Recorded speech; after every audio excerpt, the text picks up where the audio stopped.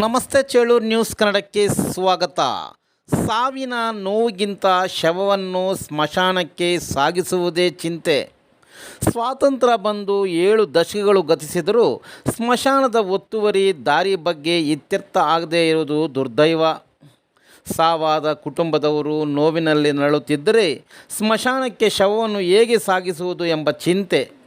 ನೂತನ ತಾಲೂಕು ಚೇಳೂರಿಗೆ ಸೇರಿದ ಚಿಲ್ಕಲ್ನೇರ್ಪು ಗ್ರಾಮದಲ್ಲಿ ದಲಿತರು ಯಾರಾದರೂ ಸಾವಾದರೆ ಶವವನ್ನು ಸಾಗಿಸಲು ಸುಗಮವಾಗಿ ದಾರಿ ಇಲ್ಲದೆ ಕಷ್ಟಪಟ್ಟುಕೊಂಡು ಸಾಗಿಸುತ್ತಿರುವ ದೃಶ್ಯಗಳು ನೀವು ಗಮನಿಸಬಹುದು. ಈ ಗ್ರಾಮದಲ್ಲಿ ದಲಿತರು ಸಾವಾದರೆ ಖಾಸಗಿ ಜಮೀನು ಮೂಲಕ ಹಾದು ಹೋಗಬೇಕಾದರೆ ದಾರಿಯಲ್ಲಿ ದೊಡ್ಡ ದೊಡ್ಡ ಕಲ್ಲುಗಳಿಂದ ಮುಚ್ಚಿರುವ ದೃಶ್ಯ ಗಮನಿಸಬಹುದು.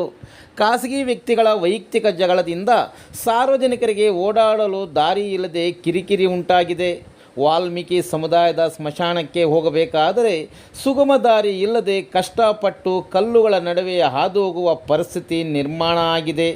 ಈ ದೃಶ್ಯ ನೋಡಿದರೆ ಎಂಥವರಿಗೂ ಮನಸ್ಸಿಗೆ ಬೇಜಾರಾಗುತ್ತದೆ. ಸಂಬಂಧಪಟ್ಟ ಅಧಿಕಾರಿಗಳು ಈ ಸಮಸ್ಯೆಯನ್ನು ಬಗೆಹರಿಸಿ ಸ್ಮಶಾನಕ್ಕೆ ದಾರಿಯನ್ನು ಕಲ್ಪಿಸಿಕೊಡಬೇಕೆಂಬುದು ಪ್ರಜ್ಞಾವಂತರ ಅಭಿಪ್ರಾಯವಾಗಿದೆ.